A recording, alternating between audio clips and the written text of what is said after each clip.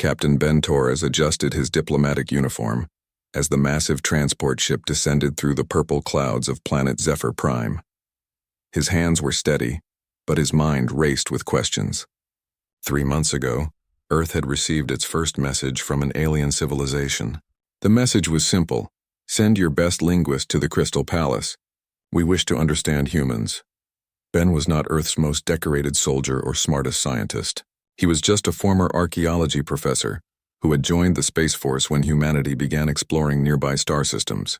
His specialty was ancient languages, which seemed useless for space exploration until now. The Zephyrian Empire had specifically requested someone who understood old human texts and forgotten words. The transport ship landed with a soft hum in the palace courtyard. Ben stepped out and immediately felt the strange gravity of this alien world. Everything felt lighter here, and the air tasted like sweet metal. The courtyard was made of what looked like living crystal that pulsed with soft blue light. Tall spires reached toward the sky, each one humming with energy that made his skin tingle. "Captain Torres," a voice spoke behind him. Ben turned to see his first Zephyrian up close. The being stood 8 feet tall with skin that shimmered like oil on water. Its face had large compound eyes that reflected everything in rainbow colors. 4 arms moved gracefully as it gestured toward the palace entrance. "I am Minister Zartok. Princess Velkara awaits your arrival." Ben followed the minister through corridors that seemed to be carved from single pieces of crystal. The walls showed moving pictures of Zephyrian history. He saw great battles between star fleets, peaceful planets covered in floating cities, and ceremonies where thousands of aliens gathered under multiple suns. Everything here spoke of an ancient civilization that had mastered space travel when humans were still learning to make fire. "Your people are very young," Minister Zartok said as they walked. "We have watched your planet for only a few of your centuries. Most species we encounter have been traveling between stars for millions of years. Why did you contact us then?" Ben asked. "If we are so primitive compared to other races?" The minister paused at a large doorway covered in symbols that hurt to look at directly. "That is what Princess Velkara hopes to discover. There is something about humans that interests the royal family greatly." The doors opened without sound, revealing the throne room that took Ben's breath away. The chamber was enormous, with a ceiling that seemed to stretch into infinity. The walls were transparent crystal that showed the star-filled space outside. Floating platforms held dozens of alien nobles, each one different from the others. Some had tentacles instead of arms. Others had wings that sparkled with their own light. All of them turned to stare at Ben as he entered. At the center of the room stood a throne made of pure light that shifted between gold and silver. Sitting on this impossible seat was Princess Velkara. She was smaller than the other Zephyrians, but her presence filled the entire room. Her skin glowed with patterns that moved like living tattoos. Her 4 eyes focused on Ben with an intensity that made him feel like she could see into his thoughts. "So," Princess Velkara said in perfect English, "this is a human." Her voice was like music played on crystal bells. "You do not look as impressive as our legends suggested." Ben bowed as he had been taught. "Your Highness, I am honored to represent Earth before your great empire." The princess laughed, a sound like wind chimes in a gentle breeze. "Honored, yes. But are you worthy? That remains to be seen." She gestured with one of her 4 hands, and a floating platform rose from the floor to hover beside Ben. "Let us begin with something simple." The platform displayed a complex mathematical equation that filled the air with glowing numbers and symbols. Ben recognized it as some form of quantum mechanics, but far beyond anything human science had developed. The equation had hundreds of variables and seemed to describe the movement of entire solar systems. "This is a basic calculation that any Zephyrian child learns in their first year of education," the princess explained. "Please solve it." Ben stared at the equation for several minutes. The symbols swam before his eyes, and he could feel the eyes of every alien noble watching him. Finally, he shook his head.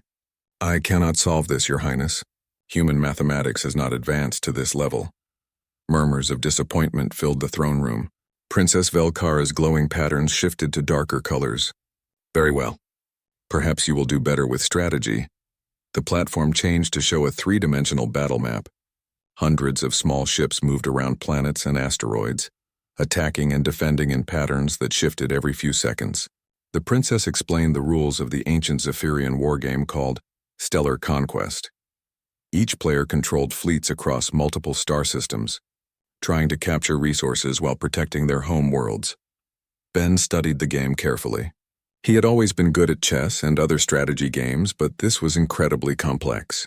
Every move affected dozens of other positions, and the alien technology represented by each ship type was beyond his understanding. After an hour of play, his fleet was scattered and defeated. Another failure, announced Grand Chancellor Morvex, an ancient Zephyrian whose skin had turned almost black with age. Your Highness, perhaps we have overestimated this species. They seem to have no special qualities at all.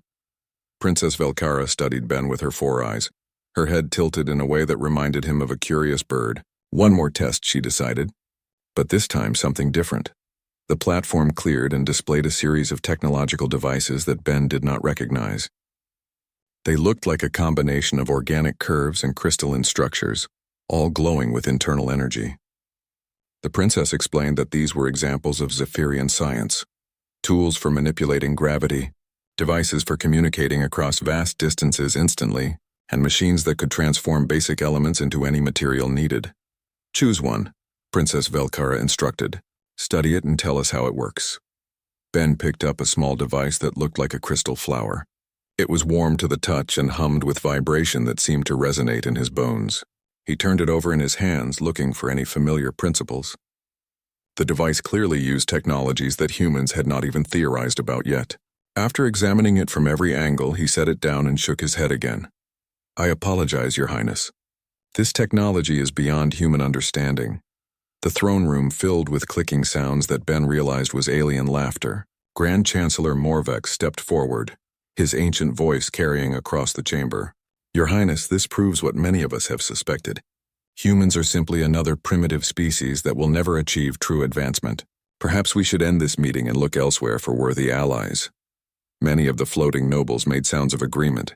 Ben felt heat rise in his cheeks as embarrassment and frustration built inside him. He had traveled across the galaxy to represent his entire species, and he was failing every test they gave him. Princess Velkara raised one hand, and the chamber fell silent. Her bioluminescent pattern shifted to colors Ben had not seen before, deep purples and brilliant whites that seemed to pulse with thought. One final test, she announced.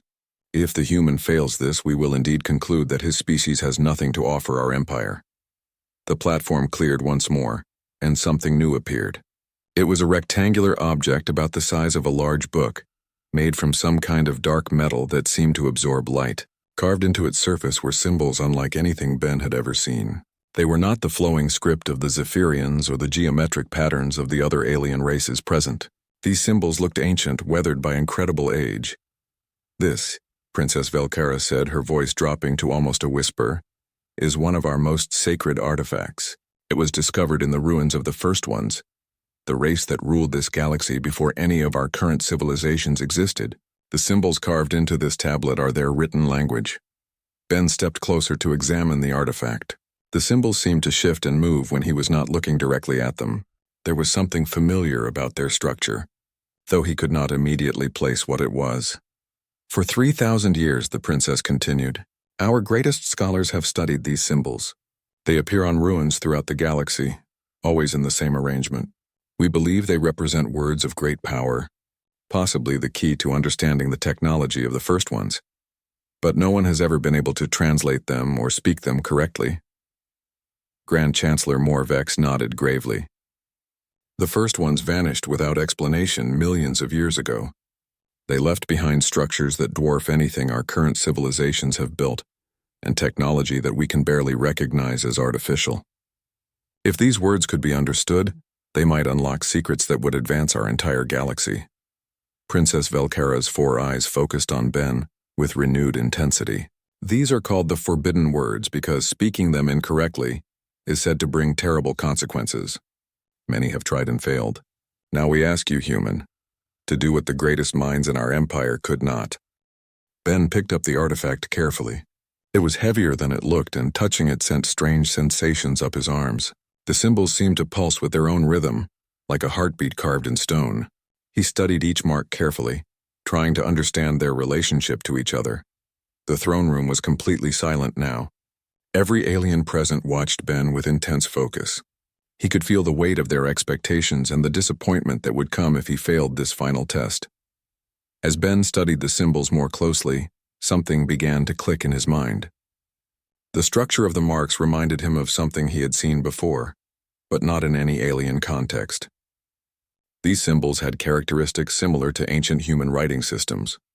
The way certain marks were combined, the flow from one symbol to the next, even the basic shapes used to construct more complex meanings. His heart began to beat faster as recognition dawned. These symbols were not completely alien. They shared fundamental patterns with ancient human languages he had studied. Sumerian, Sanskrit, Proto-Indo-European roots that went back to the earliest human civilizations. But they were older and more complex, as if human languages were simplified versions of this original script. Ben's hands trembled slightly as he traced the symbols with his finger. If his theory was correct, he might actually be able to read this ancient text. The patterns were familiar enough that he could make educated guesses about pronunciation and meaning. Taking a deep breath, Ben began to speak. The words came from some deep knowledge he did not fully understand, as if his mind was accessing memories that were not his own. The sounds were unlike any language spoken on Earth, but they felt natural on his tongue. The effect was immediate and dramatic.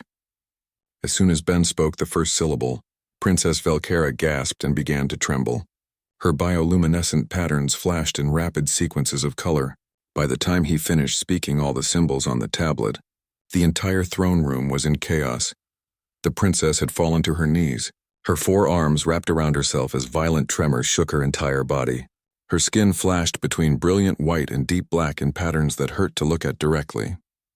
The alien nobles were backing away from Ben in obvious terror, making sounds of alarm in their various languages. Grand Chancellor Morvex stepped forward, his ancient voice shaking with emotion. Impossible. Those words have not been spoken correctly in 10,000 years. How could a primitive human succeed where our greatest scholars have failed? Ben stood holding the artifact, confused by the violent reaction his words had caused. He had simply read the symbols based on his knowledge of ancient human languages. He had no idea why this would cause such shock and fear among the aliens.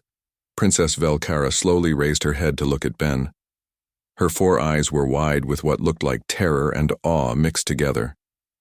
When she spoke, her voice was barely a whisper. You spoke the sacred words of the first ones perfectly, but that should be impossible unless you are. She stopped speaking and stared at Ben as if seeing him for the first time. The throne room fell into complete silence, with only the sound of the princess's rapid breathing echoing off the crystal walls. Ben stood at the center of attention, holding an ancient artifact and having just triggered reactions he did not understand. What had he just done? And why did speaking these ancient words seem to terrify one of the most powerful beings in the galaxy? Princess Velcara remained on her knees, her entire body still shaking as she stared at Ben with a mixture of terror and wonder. The alien nobles around the throne room whispered among themselves in their various languages, creating a symphony of clicks, hums, and musical tones. Grand Chancellor Morvex stood frozen in place, his ancient compound eyes reflecting Ben's image in hundreds of tiny rainbows. Your Highness, Ben said carefully, still holding the ancient artifact. I do not understand what just happened. I simply read the symbols as best I could. Why is everyone so frightened? Princess Velcara slowly rose to her feet, her movements careful and deliberate. Her bioluminescent patterns had shifted to deep gold mixed with silver, colors that Ben had not seen her display before. When she spoke, her voice carried a reverence that made the entire chamber feel like a sacred temple. Those words, she began, her four eyes never leaving Ben's face, are the recognition phrase of the first ones. They have been carved on every major ruin throughout our galaxy. For millions of years, every advanced civilization has tried to understand their meaning. We believed they contained the secret to unlocking the lost technology of the ancient empire. Ben set the artifact down gently on the floating platform, but I just read them like any other ancient text. They reminded me of old human languages from Earth.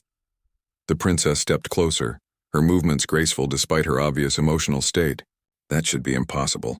The first ones vanished from this galaxy before any current civilization evolved intelligence. Their language should have no connection to any modern species. Grand Chancellor Morvex approached slowly, his aged voice trembling with excitement. Your Highness, there is only one explanation for what we have witnessed. The ancient prophecies speak of the lost children, who would one day return to reclaim their heritage. Could it be that humans are the descendants of the first ones? Princess Velkara finished, her voice barely above a whisper. It explains everything. Why your species developed so quickly. Why you explore space with such determination despite your young age. Why you could speak words that no other race has been able to pronounce correctly. Ben felt his legs weaken as the implications hit him. You are saying that humans are related to this ancient civilization that ruled the galaxy millions of years ago? Princess Velkara gestured to the transparent walls of the throne room.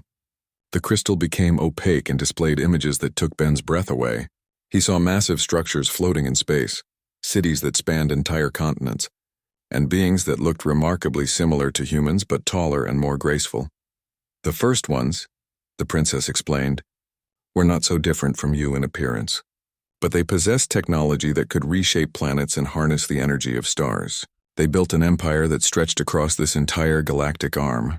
Then, approximately 10 million Earth years ago, they simply vanished. The images shifted to show empty ruins on dozens of worlds. Magnificent cities stood abandoned, their builders gone without explanation.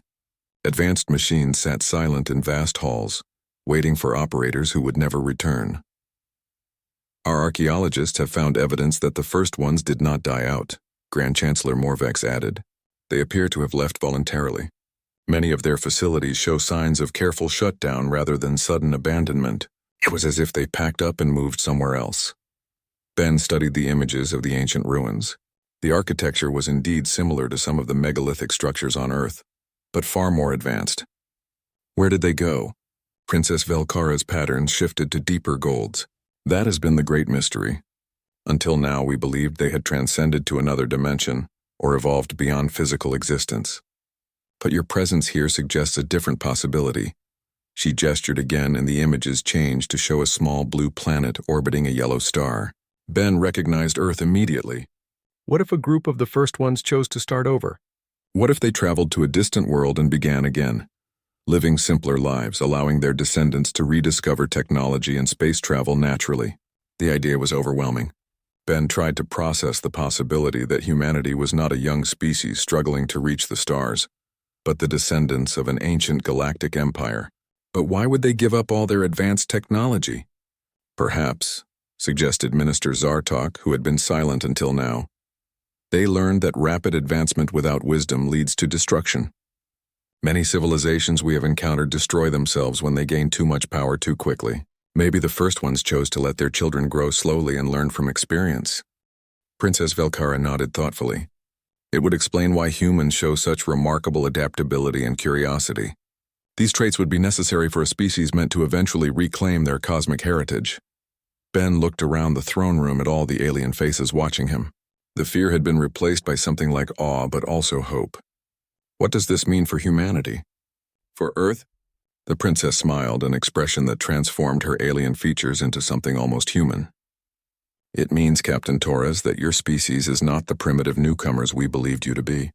You are the rightful inheritors of the greatest civilization this galaxy has ever known. Grand Chancellor Morvex stepped forward, his ancient voice carrying new respect. The prophecies speak of the return of the lost children. They say that when the recognition phrase is spoken correctly, the hidden vaults of the first ones will open. Technologies that have been sealed for millions of years will become available to guide the galaxy into a new golden age. Ben felt a chill run down his spine. Hidden vaults?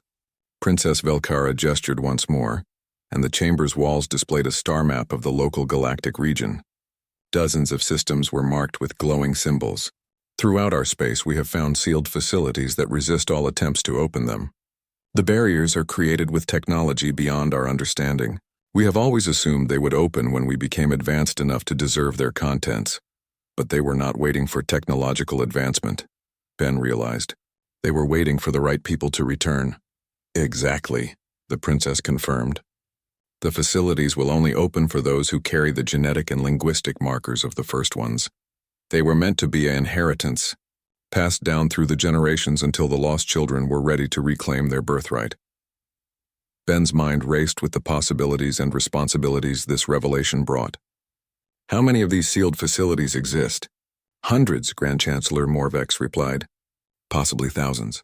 Some are on planets, others float in deep space. A few are built into asteroids or hidden within gas-giant atmospheres. Each one is the size of a major city and contains technology that could revolutionize our understanding of physics, biology, and engineering. Princess Velkara approached Ben and bowed deeply, a gesture that caused every other being in the throne room to do the same. Captain Torres, representative of the Lost Children, I formally request that you allow the Zephyrian Empire to escort you to the nearest vault. Let us witness together the opening of secrets that have been sealed since before our civilization began.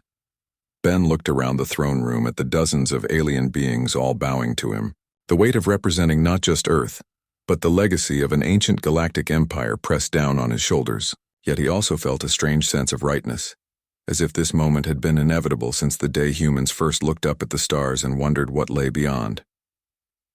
I accept, Ben said formally, but I must insist that representatives from Earth be present.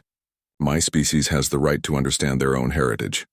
Of course, Princess Velkara agreed immediately. We will send ships to collect your finest scientists and scholars. This discovery belongs to humanity first and foremost. The princess gestured to Minister Zartok, who activated a communication device. Prepare the royal fleet, she commanded. We travel to the sanctuary of First Light and send word to every allied civilization. Tell them the lost children have returned. As the throne room filled with activity, Ben found himself alone with Princess Velkara for a moment. She studied him with her 4 eyes, her bioluminescent patterns now showing calm blues and greens. Are you frightened? She asked gently. Ben considered the question carefully. Terrified, he admitted, but also excited. My entire life I have studied the past, trying to understand where humanity came from. I never imagined the answer would be so incredible. The princess smiled again.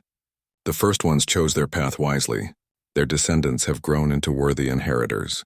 Humans show courage, curiosity, and wisdom beyond their apparent years. Perhaps that was always their plan. What if we are not ready? Ben asked. What if we open these vaults and find technology too dangerous for us to handle responsibly? Princess Velkara placed one of her 4 hands on Ben's shoulder. The vaults will not open unless you are ready. The first ones built safeguards into their inheritance. They loved their children too much to leave them anything that could cause harm.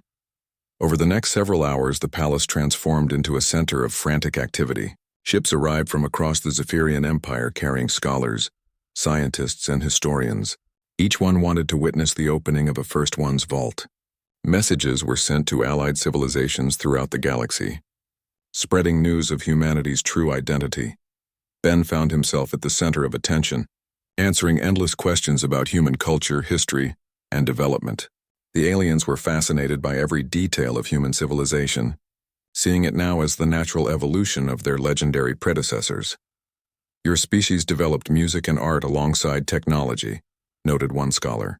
The first ones were also known for creating beauty, not just function. Humans form strong emotional bonds with other species, observed another. The first ones were famous for their alliances with every race they encountered. You explore space not for conquest but for knowledge, added a third. This matches perfectly with the values of the ancient empire. As Ben answered their questions, he began to see humanity through new eyes.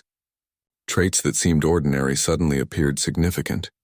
Human curiosity, adaptability, and desire to explore were not just random characteristics but inherited qualities from a species that had once united an entire galaxy in peace and prosperity. Finally, Princess Velkara announced that the royal fleet was ready to depart for the sanctuary of First Light, the nearest sealed vault. Ben joined her aboard the flagship, a magnificent vessel that seemed to be grown rather than built. The ship's crystalline hull showed the stars streaming past as they entered faster than light travel. The sanctuary has been waiting for 10 million years, Princess Velkara said as they approached their destination. In a few hours we will learn whether humanity truly carries the keys to unlock the greatest mystery in the galaxy. Ben stood at the observation deck, watching stars wheel past outside. Somewhere behind them, Earth continued its orbit around Sol, unaware that its children were about to reclaim an inheritance beyond imagination. Whatever lay inside the ancient vault, Ben knew that humanity would never be the same. The galaxy itself was about to change forever. And it all began with a few ancient words spoken correctly for the first time in millions of years.